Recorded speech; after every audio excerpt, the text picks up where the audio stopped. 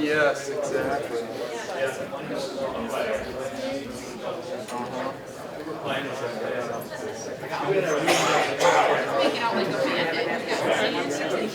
Go steel or fiberglass? You did.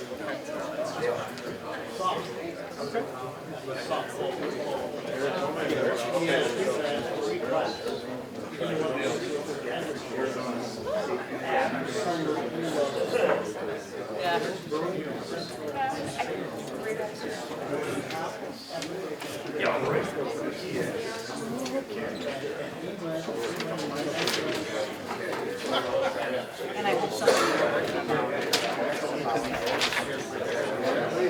It's Christmas.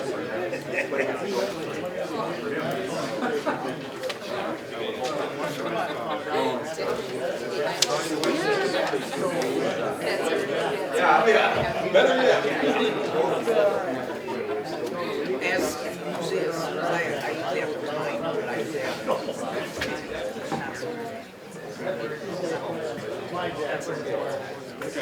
He just loves it. I get a bunch of magazines. T-1 in county. And so I would go with the no, he takes it to class, takes it to school. Call the meeting to order. Begin with a moment of silent prayer.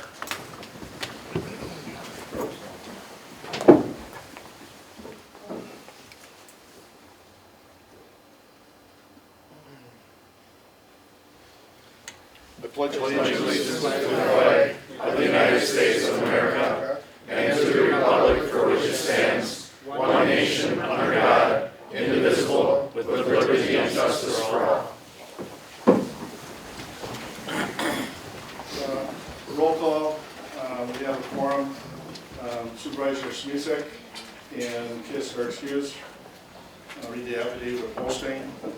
This is a meeting of the Washington County Board of Supervisors. Prior to this meeting, public notice was given by posting a copy of the agenda in the office of the county clerk and emailing the agenda to the West Bend Daily News, which is the official newspaper.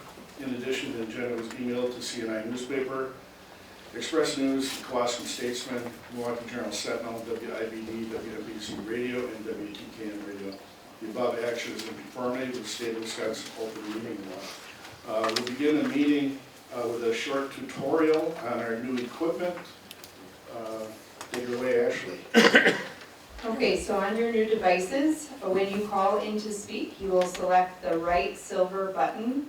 So you can see that on the lower right portion of your new voting device. I just wanted to let you know when the mic is on, you'll see that it's red, like this. When you select that you would like to call in to vote, it'll turn flashing green when you're next in line to speak, and then it'll be a solid green when you are actually just in the queue. So it'll just keep moving in line, and you'll be able to see on your screen who's next in the order that everybody has called in. And then when we go to voting, I will get the vote ready, and then you'll see on your screen what you're voting on. It'll list the resolution number, and then it'll have a brief description, so you'll be able to see that on your touch screen. And then I will open the vote. Don will announce that the vote is opening, and then you will select present. So that is the new step. You'll just touch the screen, and remember, it's not a button. You can just lightly touch present, and then you will be able to vote yes, no, or abstain. And just make sure when you're looking at your vote that it's outlined in white. That's what you're actually voting. You can change your vote up until I close the vote. Don will make an announcement that it's closing, and just make sure again that your vote is outlined in white. So if you have any questions anytime during this meeting, we can help you. We have Mary in the back. She'll be walking through. If you have any questions, feel free to grab her or let us know if you're. Yes. What's the left button for? The left button is not one that you need to use. So don't use it as Raise that extra press the left button. I did also want to mention, so up on the screen, obviously, we no longer have the scoreboard. You'll see all of your pictures as you're sitting. And then it's red behind my picture because I'm speaking, and then it'll flash green when you're next in line, and it'll also light up green behind you if you're in the queue. Once the vote has completed, I will bring the screen up so you'll be able to see how everyone has voted, and Don will be able to announce how many yeses, nos, or abstains as well. Okay. Moving on, we have a consent agenda before us. I'll entertain a motion. Supervisor Schleif, Supervisor Sorcy. Any changes, questions? Seeing none, we're gonna, I pushed my button to talk. oh. I see you there. Sorry. Okay, just have one question on the baseball thing here, Ned. Is the sunset date still set, or have they changed that again, or not? We had heard it on the media that it was set to go away, and just wondering if there's been any changes to that. Supervisor McKeon. So our next meeting is March. The defeasance of the debt will be taking place shortly, and we haven't changed the date at all. We've been on target now for this last year, and in March, we'll be voting based on the plan that we have in front of us to have it end. The article that you probably are alluding to that was in the paper had to do, it was completely separate from the stadium board. It was done at the state level. Quite frankly, I think it was complete showmanship and an attempt to, actually I don't know what the real purpose was. Because our job has been to retire the debt as fast as possible, maintain the quality of the building, which is an asset that's owned partially by our county and the other counties involved. And it was nonpartisan. There's nobody on that. I mean, everybody has had the same goal. So what was done at the state, quite frankly, is kind of irrelevant because they used the date of August, when in fact we're going to be in March voting on ending it. So we're on target, nothing has changed, and what I want to make sure everybody understands, just because this is done, though, it doesn't mean that the responsibility for the stadium goes away. The different committees, I'm the vice chairman of that committee on the board, but the committees that oversee the maintenance of the stadium are very important in my opinion, and they will be because the contract extends a good number of years yet, and we need to make sure that it does not turn into what had happened with the county stadium, that was falling apart, or the worst extreme in correlation would be with Wrigley Field, where it's literally falling apart. So I think even though this debt will be retired, I think it's going to be important to continue to watch and make sure that things that are done there for both improvements and maintaining what's required by the contract, this is all based on the lease contract with the Brewers, are putting our assets in the best position going forward. Thank you. Okay, we'll do a trial vote on this one rather than just a show of hands or ayes. We're going to vote on this. So again, press present first, and then press either yes, no, or abstain.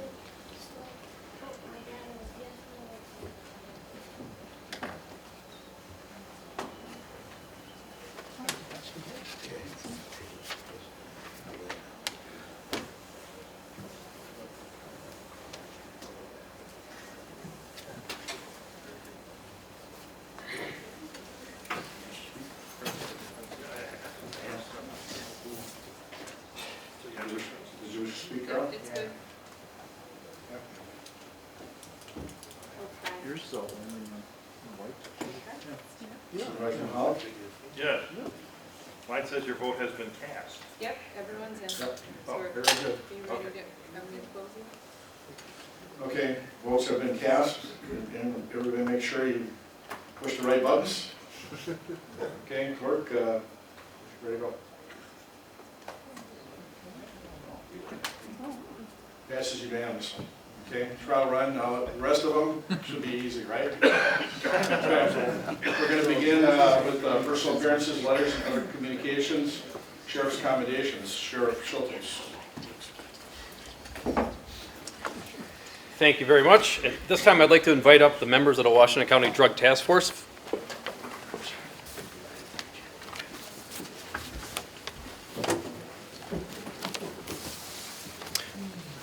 Just want to line the front podium.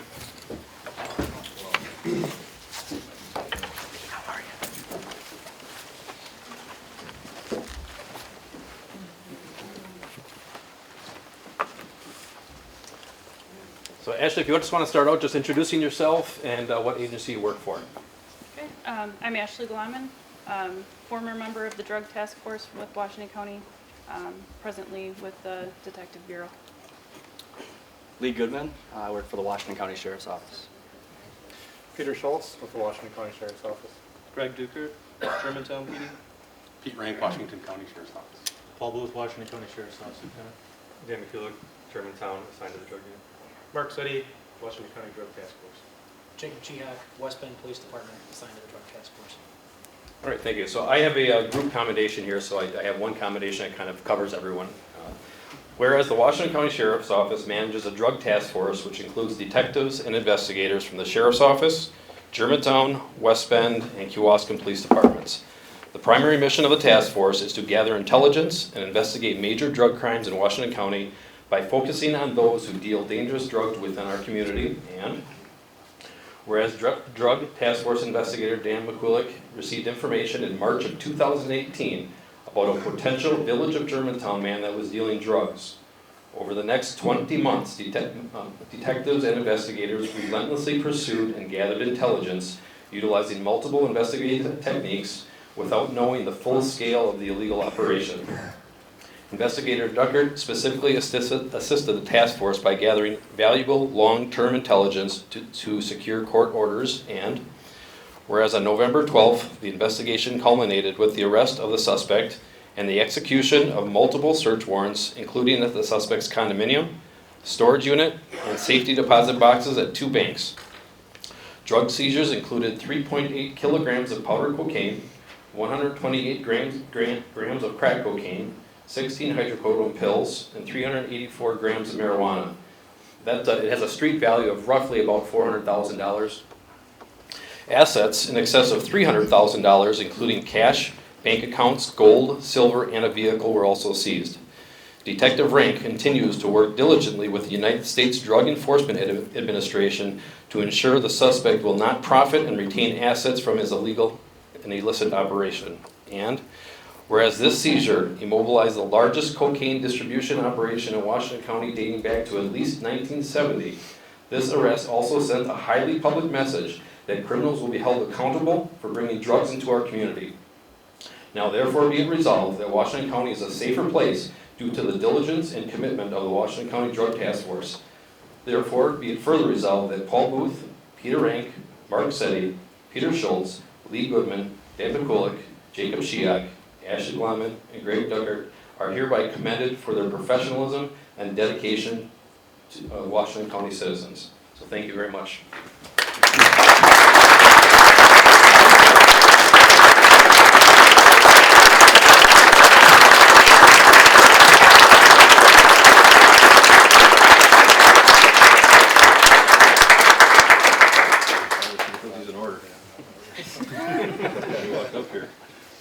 And I want to personally thank each and every one of you, the thin blue line and brown line. You truly are the finest among us, keeping us safe. I know it's not an easy job to do anymore. I did it for 30 years, but it has really morphed into something that is much more difficult to perform your duties. So I truly appreciate each and every one of your jobs that you've done on this one. Keeping the scourge of drugs is so very important. People don't realize, you always hear that, drugs are non-violent offenders. Well, it branches out and has tentacles throughout our community, which involves more than just non-violent. It's violence, it's thefts, it's burglaries. It goes throughout the community. So I want to thank each one of you personally. Thank you much. Thank you. Thank you. Thank you. Thank you. Thank you. Thank you.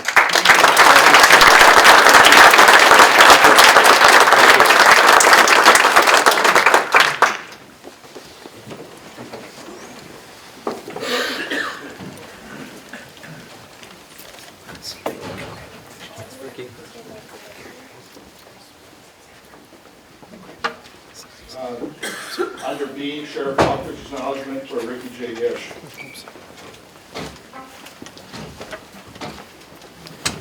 So this is a correctional officer to Ricky Getch, and I have an acknowledgement that I thought was very important that the county board hear about this. Whereas during the month of June of 2019, a 21-year-old male began serving a sentence at the Washington County Jail. And what I want you to picture is I want you to picture the most at-risk individual you could think of. This is a 21-year-old inner city of Milwaukee young man at socially disadvantaged, single parent, gangs, drugs, you name it. So this is the type of individual that we're dealing with. During the course of this incarceration, you were approached by this individual and he confided in you that he could not read or write.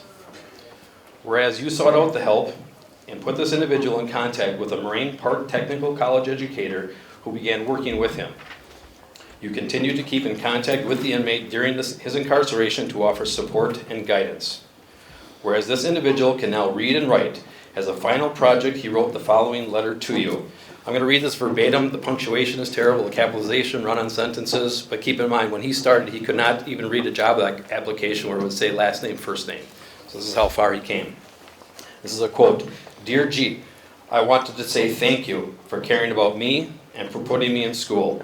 I learned so much. You made me feel good about myself, and I'm not going to let you down. When I get out, I am still going to go to school no matter what. And that's not all. When you took me out of the cell and you told me, I see something good in you. And you told me, you got a family that cares about you. And you told me, do it for your baby girl. You cried with me, and you told me, don't come back. The things that you told me, I never had a dad that talked like you did to me. My mom was always there for all her kids. She is both mom and dad to me. You really opened up my eyes, and I realized that life is too short to do the things that I was doing. Thank you.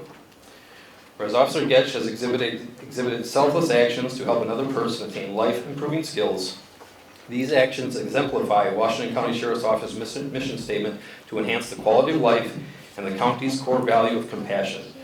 Now therefore be it resolved that Corrections Officer Ricky Getch is hereby acknowledged for his humility and compassion in the performance of his work and his service to Washington County. Thank you, Ricky.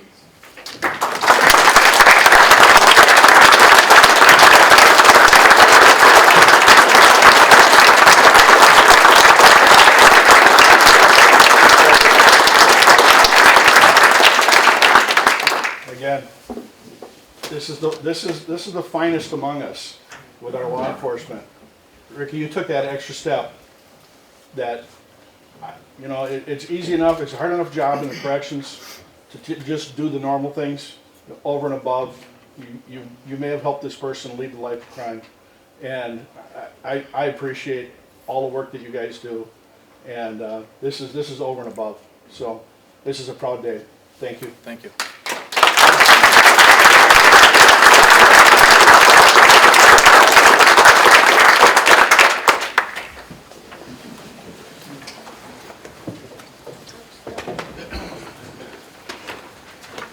Okay, next on the agenda is Facilities 2030 Plan Presentation. Yeah. Thanks, guys. Good evening. As we get started, I just want to preface the presentation with a little bit of history. I know that a number of you have some of this, so for those of you who've been here for the last 6 or 7 years, bear with me. Those of you who haven't, hopefully this primer gives a good start to what you're going to hear has happened over the last couple of years as Kara and their team have developed a plan for the next decade and beyond. The county over the last 6 years has gone through a transformational phase. When I got to the county back in 2014, we had a contract agreement with Johnson Controls to do all of our facility and management and administration. I will say to you that from an organizational theory perspective, when you're sitting in the classroom in a master's program learning about how organizations should work, there's an evolutionary cycle of typically how things happen. And that is that a lot of times the departments or the organization at large gets out of control for whatever reason, and a new organizational structure or department needs to be put in place to take charge and start things over. And I think that we've gone through that cycle a couple times in the last 25 years, most recently 6 years ago. So Johnson Controls came in, as I understand it, and Supervisor Merton can probably tell us all better than anybody, at a time when things were out of control. And they came in and really put in a number of procedures in place that I think worked for a period of time. As you may or may not know, in 2014, or right about that time, Johnson Controls Corporate was going through a major change internationally, not just here in southeast Wisconsin, but internationally. And they really were working at getting out of the business of managing local facilities, at least those kind of like ours. Miller Park is an exception to the rule. There are other minor exceptions, but for the most part, what Johnson Controls has left in terms of direct facilities management is very, very large facilities. And so Chairman Tennies at the time, who you could talk to and get a lot of this information from, and myself sat down with Johnson Controls and tried to work through what it might look like, but it became very clear that their direction was much different than the direction we were going in, and ultimately led us to moving from that model that had worked well for us for a couple of decades to a whole different model. We signed a different agreement in 2014 and in 2015 with Premier Solutions. Premier is a contract service endorsed by the Wisconsin Counties Association. We utilized their services for a period of time, and we had our own contract manager that position that we created in late 2014. That first person stuck around for a couple of years, started to put pieces in place, but really over the course of the last couple of years, Kara, under the direction of Jamie and their entire team, has really started to put us on a nice track.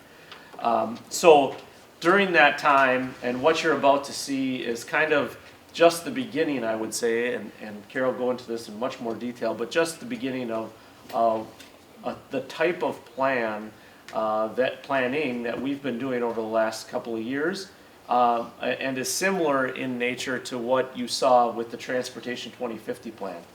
Not just looking at what do our facilities need today, but also what do they need for the next many years.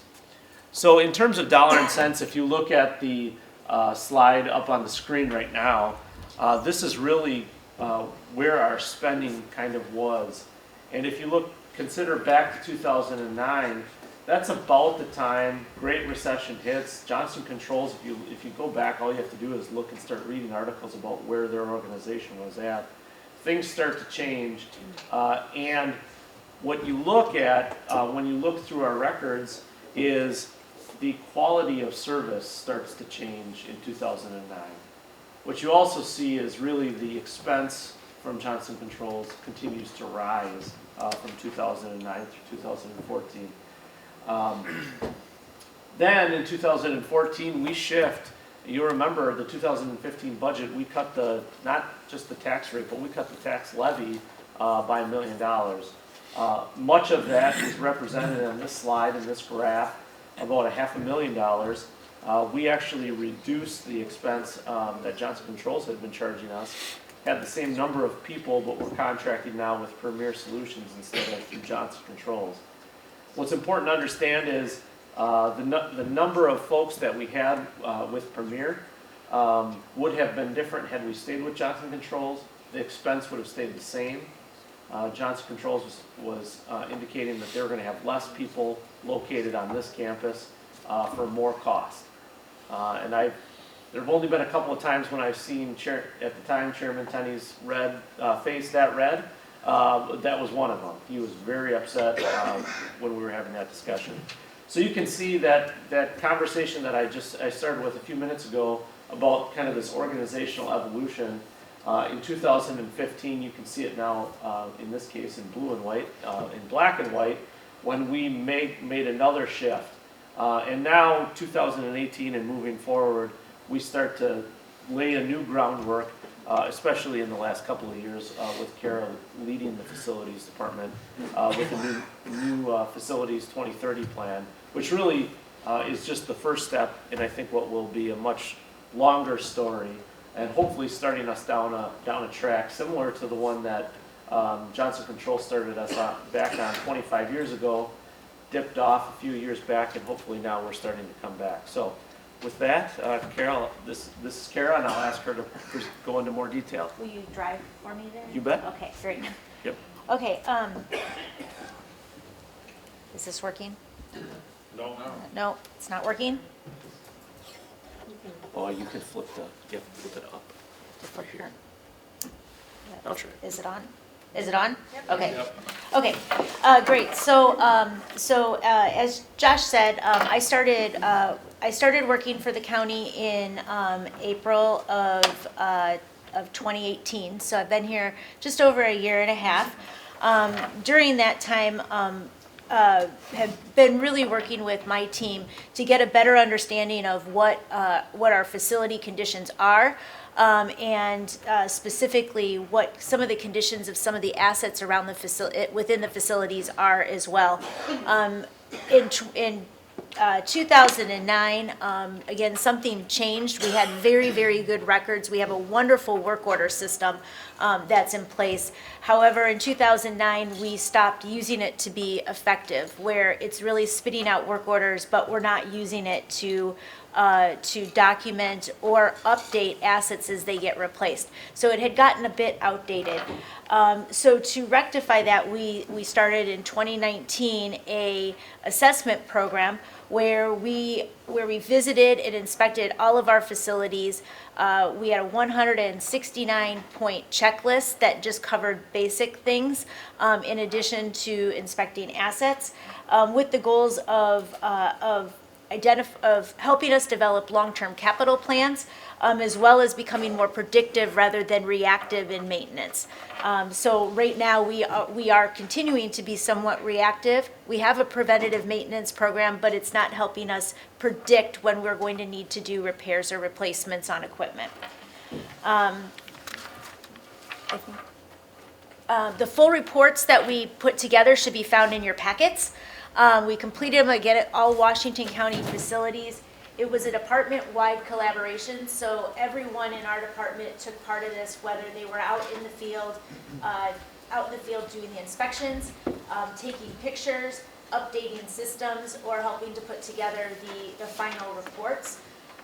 It was put together with the intention to develop some consistency across sites, and compare sites, and again move to a predictive model of maintenance. Let's see. So the document that we had, it was good at ensuring that we had a very thorough look at all of the buildings, and provided some comprehensive scoring and detail on assets. As we worked through it, we found that we didn't start with our asset list and found that our assets were not very well up to date, so we changed that process midway through. We're continuing to see other changes. We're adding more photos and starting to put some budget numbers together within those documents as well. And we're going to continue to see that evolve a little bit over the next 6 months as we move into doing those assessments for a second time.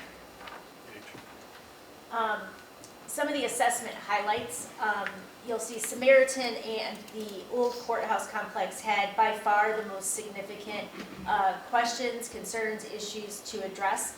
A lot of that has to do with the fact that they're both very old buildings. And they're just starting to age out.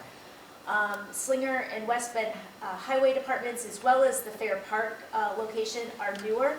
They don't have a lot of significant issues. They have more, some minor concerns, a couple of things here and there, but But we'll expect to see that continue to increase over the next 5 to 10 years as they get older.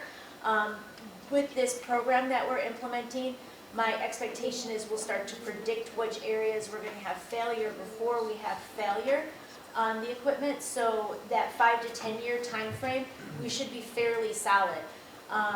There's always the opportunity that mechanical equipment's going to fail without warning, but there are also signs that you can find if you're looking at the equipment regularly and doing the maintenance programs that will allow you to predict, not just based off the age of the equipment, but the actual condition and the usage that the equipment is getting, that it's going to fail sooner or later than what would typically be expected. The PAC is a building that we're continuing to see some issues with the exterior of it. And we've added some additional things into the budget, such as window replacement. We've got a roof replacement scheduled in the next couple of years, and we did complete tuck pointing. The Youth Treatment Center, I didn't make any comments here because we do have a laundry list of things at this location, but we're getting ready to change the provider over there. So we're kind of on hold there waiting. There's going to be a time where it's not occupied, which will allow us to get in and do all of the items that we had noted as deficient. The jail and the sheriff's office are overall in good short-term mechanically. However, they've got some ongoing concerns. And the government and justice centers are also facing some aging mechanical and aesthetic needs. In addition to just kind of the general things, some of the items that we were able to identify with the assessments are, we identified 33 somewhat critical maintenance work orders that needed to be completed. We also initiated a number of kind of medium-sized projects that needed to be done. Some safety-related issues. We had AEDs that were in excess of 12 years old that needed to be replaced across our portfolio. We installed eye wash stations, which is a critical safety feature for both our custodial staff as well as our maintenance staff. And also in the jail, we were able to install some there. And we're starting to look forward to things that are environmentally friendly and will ultimately result in savings for us on energy costs as well as replacement costs, such as LED trial, which we were able to implement in the juvenile area, and we're looking at doing some additional trials before we put together a really good plan for moving that forward. So looking forward to 2020 and beyond, we're looking at changes in our data collection method. We have our technicians now with smartphones, and we are in the process of updating our work order systems so that they will have an app on their phone that they can use. So we'll be able to get real-time information, pictures at the site when they're doing work orders. It'll be a much more automatic process for us. In addition, we're looking at ways to automate the inspection process with them so that we can get more detailed information back from them rather than handwritten notes when we're out in the field doing those assessments. We're also changing how we're tracking preventative maintenance, break fix activity for assets so that we can report on an asset and identify which assets we're touching the most often because of either break fix or preventative maintenance issues. And finally, this is going to help us put together an updated 10-year plan. I actually would like our 10-year plan to be to start being predictive in that 5 to 10-year range.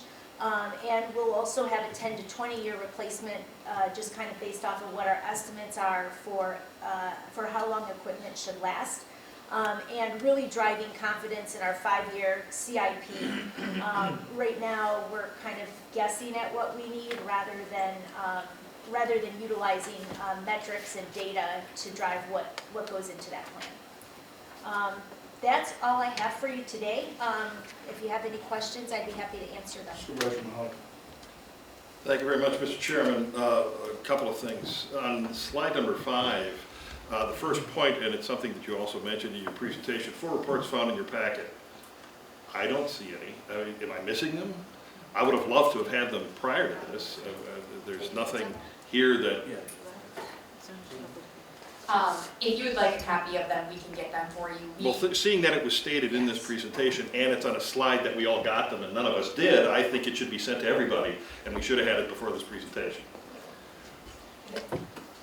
That is an oversight. Thank you very much. Okay, the other one is, you mentioned a 169-point checklist, which obviously sounds very thorough. I'm curious, how was it developed? Was this something that was picked up by an organization that does this, and so what we did was just borrowed it? Or is this something that you actually identified on your own and created it? So I've used, in my past history, I've used a similar checklist to what I used.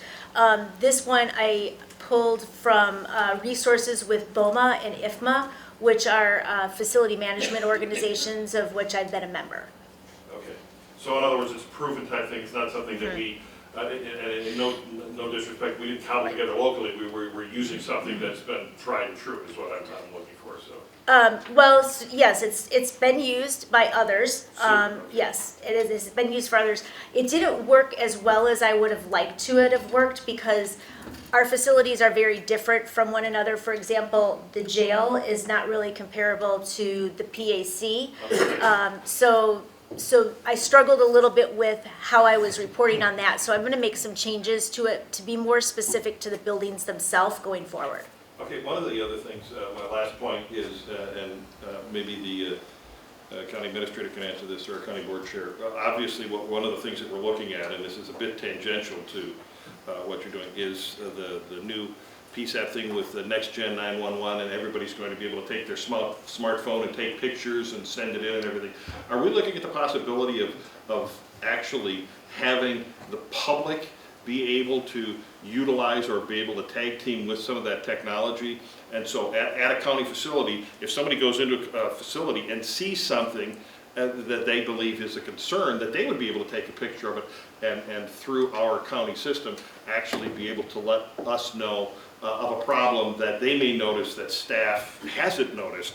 So we could get that information to you and we'd be able to react to it more quickly, because it is true that with all the people coming in and out of the facilities, if the technology exists, is it something that we can add to the services that we've looked at adding on with Next Gen?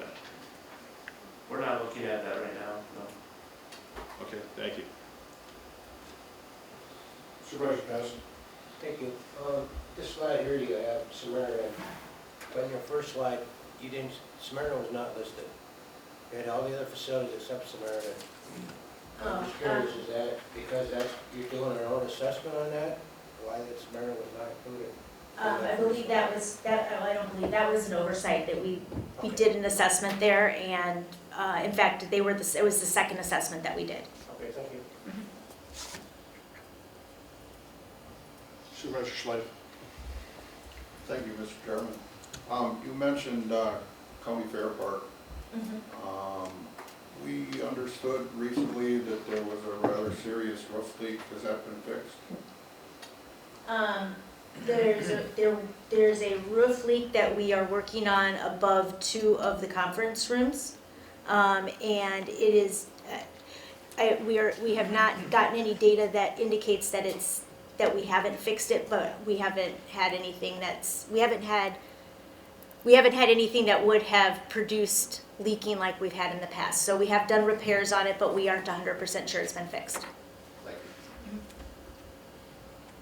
Supervisor Bosch. Okay, you mentioned Samaritan in here, and a lot of the supervisors know that there's some very significant maintenance issues with that building. I'm not sure how much all the public knows, so I know there's a lot of people that watch this from at home on the video. Could you just kind of walk through some of the issues that you noticed when you evaluated Samaritan? Sure. So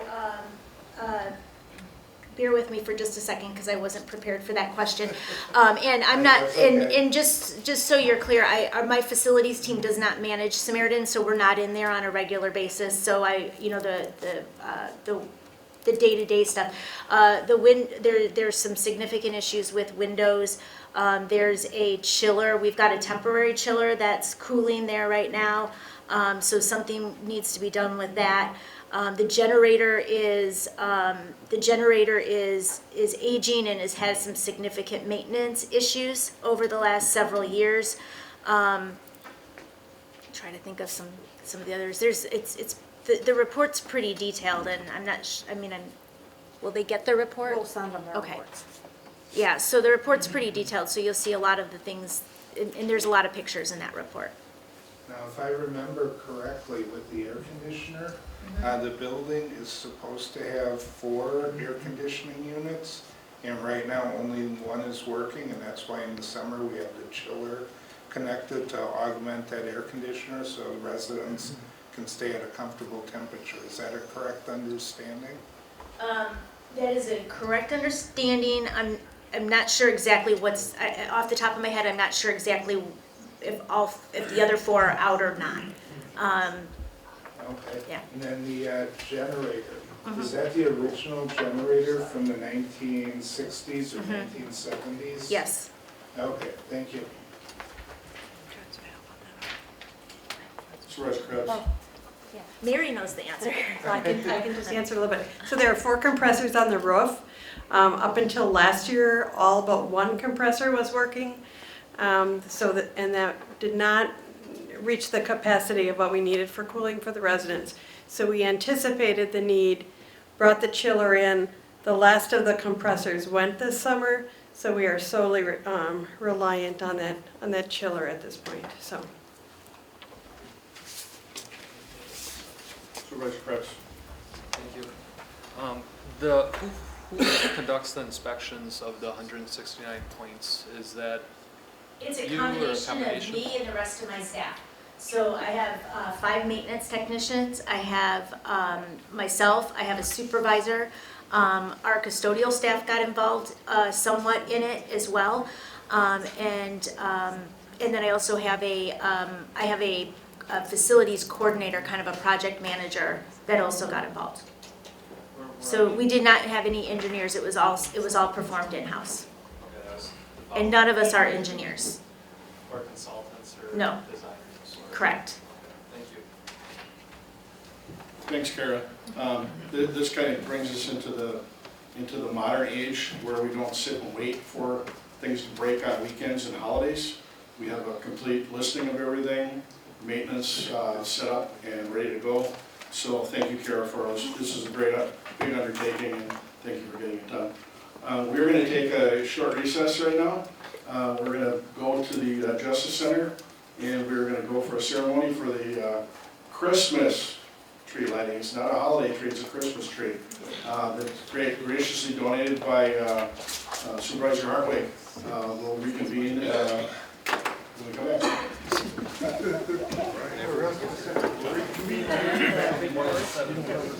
Everyone expected to come because it will be a full up.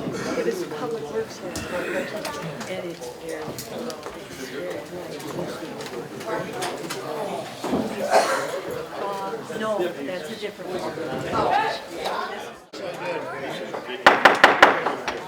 We're back in session. Everybody take a seat if you can, please.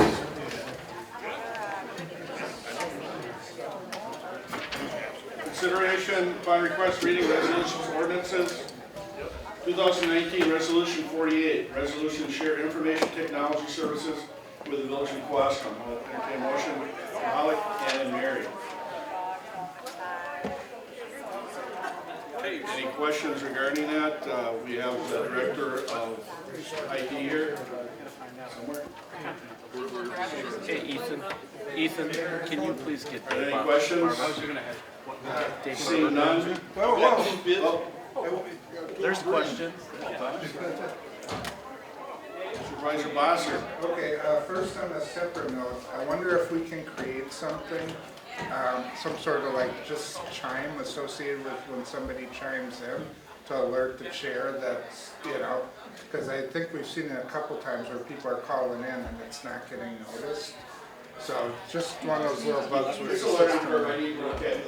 Yeah. Maybe But on a separate note though, specifically with the agreement with Cohasset, and this is great, this is the direction we need to keep moving. I would like to see other villages, towns, and cities consider the idea of consolidating their IT. So we have one centralized expert IT government in the county, and everybody's doing it through there.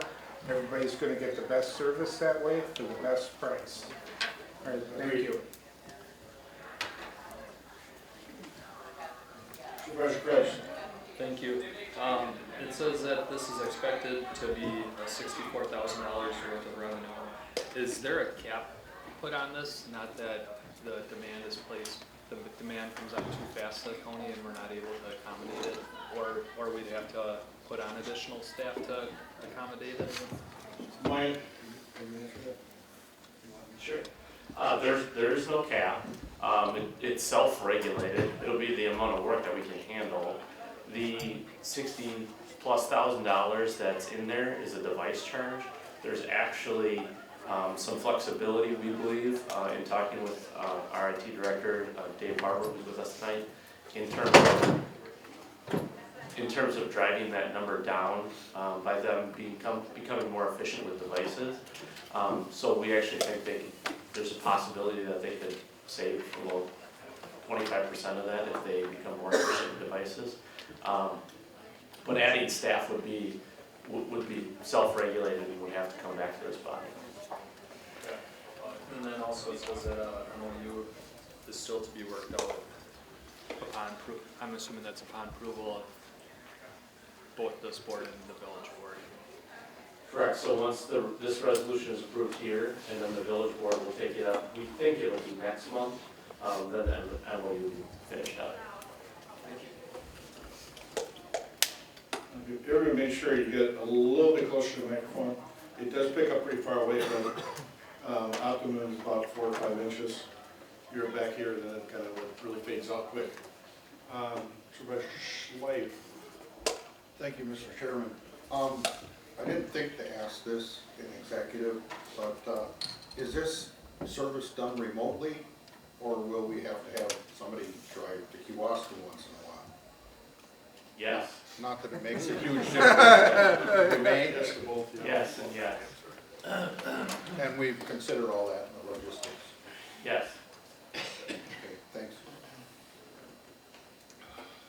Okay, seeing no further questions, everyone hit their present button and then we'll vote.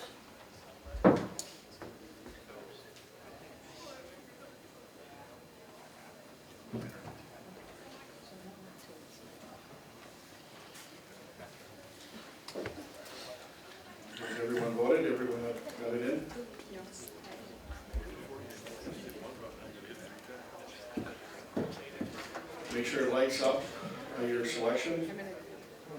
Okay, we'll tabulate the votes.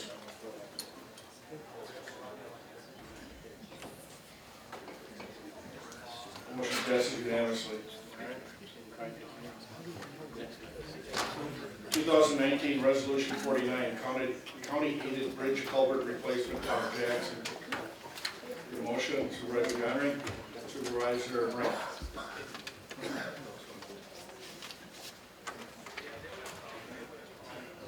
Any questions? Nope. No, he's got a parking. Seeing none, everyone press present. I'm ready to vote again.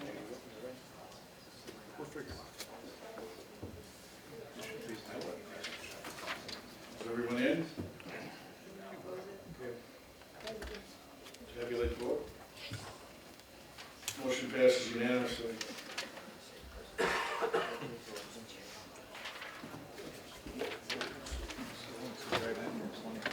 2019 Resolution 50, Radio Communication Systems, P25, 700 MHz Transition Project Phase 2. And need a motion, Supervisor Merton, Supervisor Krebs.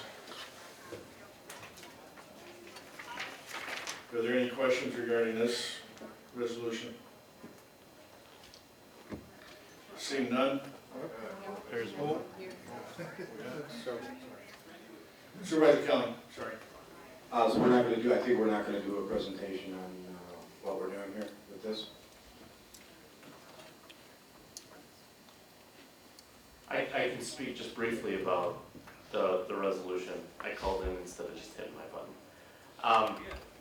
So the resolution before you is really an approval of a $16 million project, even though you're only approving $300,000 to spend. So we wanted to make sure that this resolution got to you now, so that you understand that although the Sheriff's Department probably didn't actually need to come to resolution, because we've actually had this in the capital improvement plan for the last several years, the fact that once they spend this first phase money, right around $300,000, really getting us down the path of a $16 million project. I tried to spell it out as best I could. We have and we will have some money saved to help do the project ultimately. You'll notice at the end of the resolution that there is a potential that we could end up borrowing for this project, as we did with the very first radio project back in 2008-ish. That's possible. My proposal ultimately will be that we try as best we can to save as much as we can, to have as much of a downswing or down payment on that as possible. So what I will present tonight is that in 2023, when EDWC's revolving loan fund is fully funded, that will free up to that $2 million that we've been putting towards that revolving loan fund in the last couple of years. When that money becomes available, my proposal would be that you shift that money to the radio project, and you begin saving to pay down that $16 million as quick as possible. Now, hopefully, you'll be able to save a few million, maybe at least half of the project, maybe a little bit more than that, actually. But in the long run, then, it'll do two things. One, it'll allow, at worst, for a short-term borrow to do the full $16 million, or whatever the number ends up being.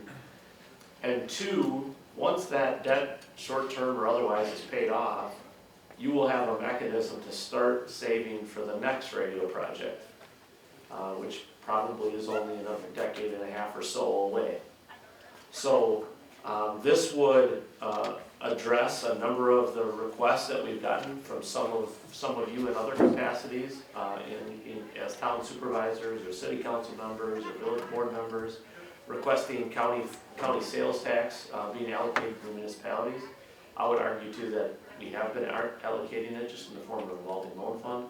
Now this would put money directly towards the radio project, which you remember pre-2008, that was really a municipal expense as much as a county expense.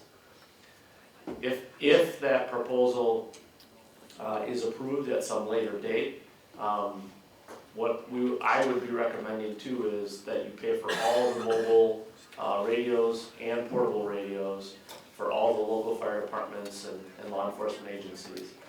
And really, in part, the thought process is, when you did the project in 2014, to the kind of the first phase or the first step of the 700 megahertz upgrade, at that time, municipalities had the choice of whether or not they were going to come on. Some municipalities chose to come on, others did not choose to come on.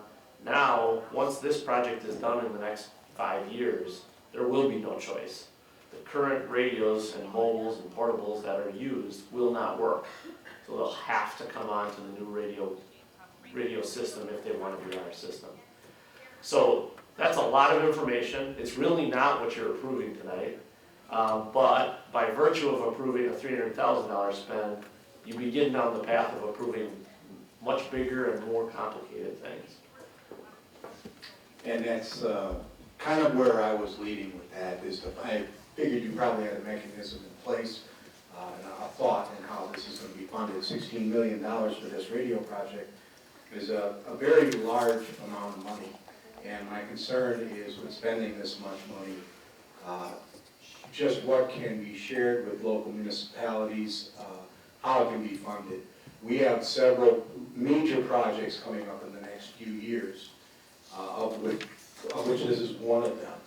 And it's not that I don't support it. I obviously would like to see it. I'd like to see a lot of collaboration with the local municipalities to try and see if there's a way we can cut costs on this, or at least move people towards sharing costs because I just think this is something that really benefits all of us in this county. So it's not necessarily a statement directed at you or even at the people that are putting this project together, but more at our municipalities to understand that these very large expenses are for their benefit. And those costs need to be shared. Thank you. Thank you. Supervisor Carr. Thank you, Mr. Chairman. I have a couple of questions. First of all, Supervisor Kelly just reminded us this is an enormous amount of money. And obviously the law and order is very important to all of us. But I'm just wondering with the march of technology, where this is going to lead us. Number one, are the other adjoining counties, recognizing the fact that we are a small county geographically, are the other adjoining counties where we frequently require assistance either from a fire or a police standpoint, going to be folded into a similar system? Are they going to be using the same kind of radio technologies that we're talking about here so that we have a good interface with them and that the connections work smoothly? And secondly, is this some kind of a modular system such that it can be converted to some kind of a new technology that might be coming down the road that is probably in consideration right now or in exploration for development right now? These things frequently take a number of years from the time that they're in the exploration stages or invention stages to be developed commercially. So there's clearly something new coming down the road, maybe 5-10 years from now. Could be satellite communications like the military frequently uses, something like that. So is this a project that will work with our adjoining neighbors? And secondly, is it something that can be, or at least parts of it, that can be applied towards other new technologies that might be coming along? Thank you. Thank you. So your question feeds right into to what I do. I'm Tim Romanelli. I am with L3 Harris. We are the current vendor supplying your radio system, and I thank you for your support and trust in us to do that. Your question is a really good one because technology does change. But the situations we put our first responders in don't, right? They have to go into burning buildings and dark alleys. And the kind of communication that we're talking about has to ensure that when they touch a button, that somebody on the other line is going to, on the side of it, is going to hear it. That's not the same kind of performance we get out of cellular systems, out of mobile systems, out of data systems. So the systems have to be designed and built differently. That being said, it is incredibly important that we don't ignore the march of technology around us. So when we develop products, when we develop systems, and the kind of system that we're talking about doing right now does integrate to those other technologies. There is a nationwide system being built out called FirstNet that relies on cellular technology. Now, it's not meant for voice traffic, for that kind of mission-critical communications. But what it is meant for is to integrate the kind of data services that first responders need. Our system is built to integrate with that. So that forward-looking data system becomes part of your mission-critical voice system. The same thing is true down to the radios. The radios can operate on both that mission-critical data voice system and on the LTE, the data systems produced by Verizon and FirstNet, AT&T. So it is really important to satisfy that mission-critical touch the button and ensure that somebody hears your voice with a mind towards utilizing those new technologies that are out there so that you don't run into obsolescence, right around the corner. That's not what we're talking about here. We're talking about a system that is really future ready and prepares you for that. So I will just say, knowing that we have a salesman standing here, that I'm sure in 2007 and 2008 when we were talking about doing that radio project, a very similar spiel was given.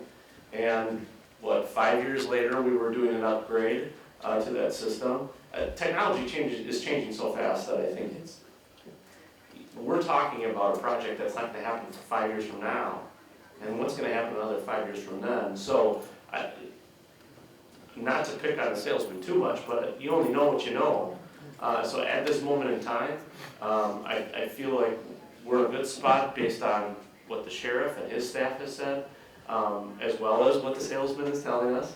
But the other thing to know that's important is that, and I don't believe was touched on, is this system will integrate with the counties around us. As a matter of fact, one of the pieces is looking at potentially sharing a tower with Ozaukee County, somewhere right around the county line, potentially. And so we are kind of all in this together, and I think your concerns are good concerns, good questions that should be asked throughout the process, and are being paid, we are minding those questions as we move forward, including working with other counties.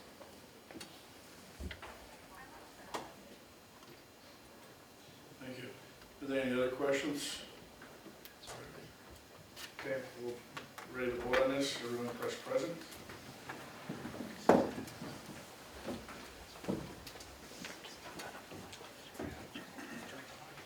Everyone has got the vote in.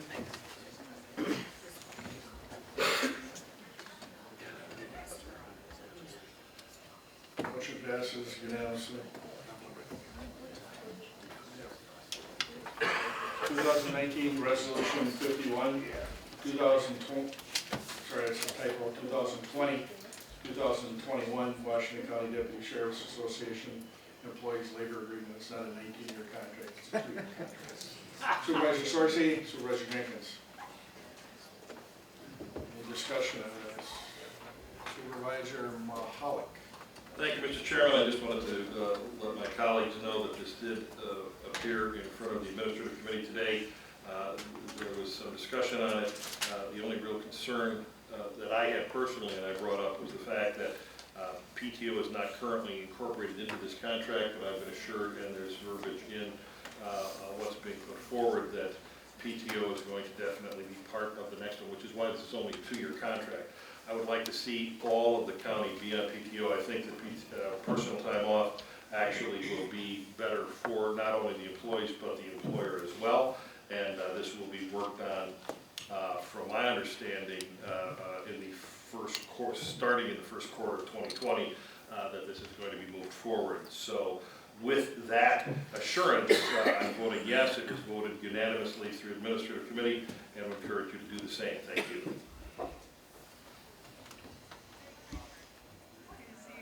Seeing no other questions, everyone press present.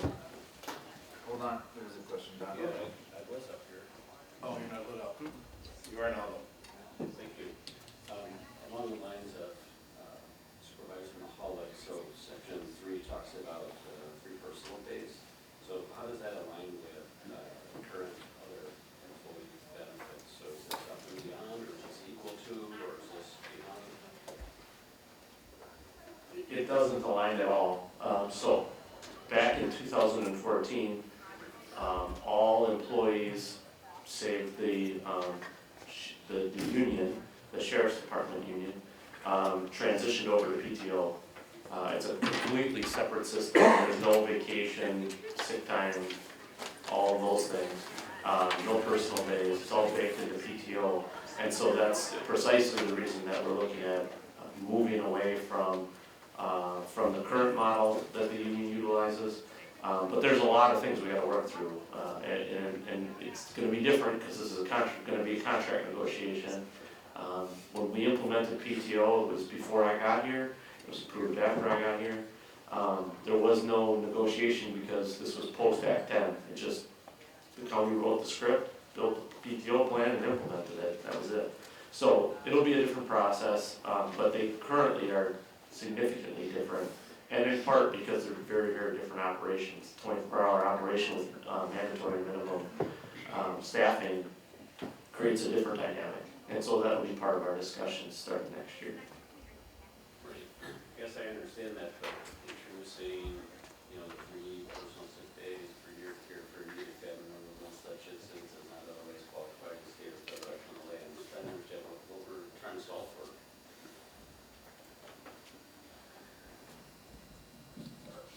So currently, they do have the sick time, and once they've accrued a certain volume of sick time, it goes to a sick bank.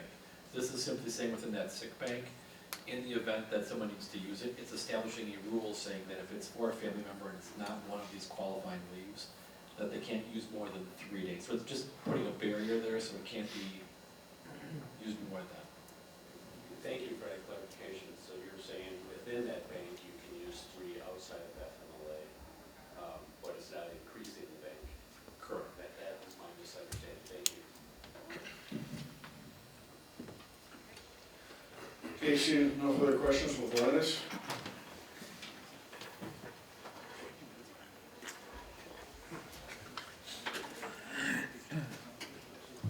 Everyone in?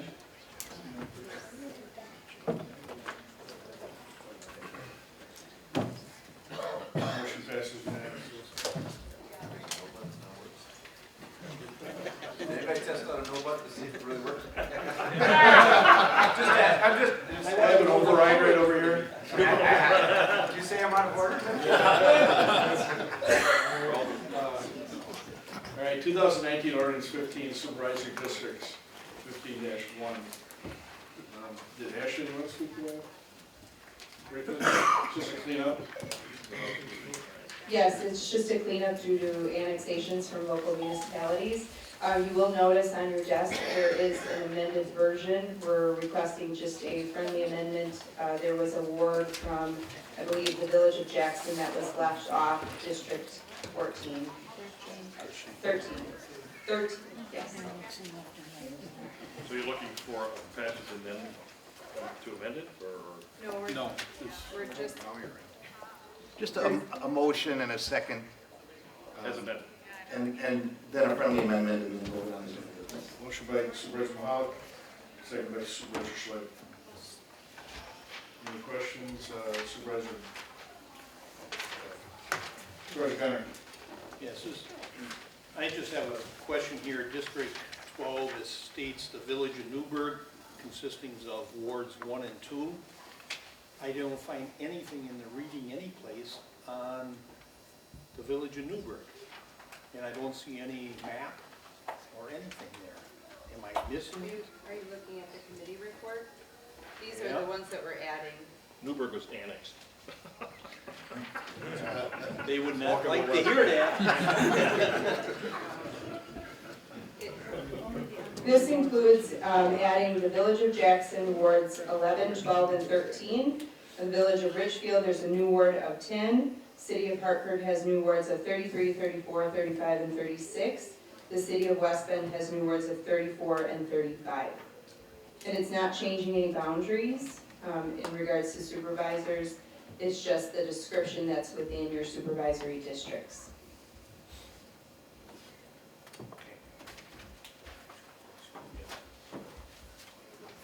Supervisor Mahalik. Thank you, Mr. Chairman. Just if, as needed, what County Attorney Stern brought up, if you're looking for a friendly amendment, I would make such amendment and actually have it added to my motion to approve based on the county clerk, her amendment that was handed out prior to our meeting. The second is good with that too. Seeing no further discussion, we'll vote on this again. How many no's are we going to have? You have to do a roll call.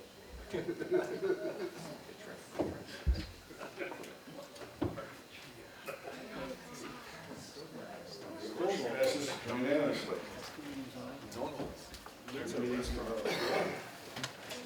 Next meeting date, Wednesday, January 8th, 2019, 6 o'clock p.m. Before we adjourn, I want to make a notification, an announcement, that we are going to be using this room for committee meetings coming up shortly. So personal items, if you have them within your area, they should be removed no later than March, and it would be much appreciated if we don't have anything that's permanently hashed or hashed. So if it's something you want to post up, just make sure it's put away when you're done Do we have to empty our drawers? by March. The drawers too? Yeah. You don't have to empty them, you don't have to, they'll step. So you don't have to keep anything if you don't want to. So, but if there's anything personal in nature that you want to keep, make sure by March that you have it out of there so that, because it'll be used for it. Right, the galaxy. Yeah, since this will be used for committee meetings, will the system have the ability to do a WebEx or dial-in if necessary? Yes. Yes, that is correct. There is a camera right over there that we will be setting up for individuals to video conference in. So WebEx? At this time, it hasn't been determined what program we'll use for the video conferencing. We just have the capability as of right now, and after the April election is when we'll start moving committee meetings into this room. Okay. All right, we are, you're by adjourned. Thank you for coming.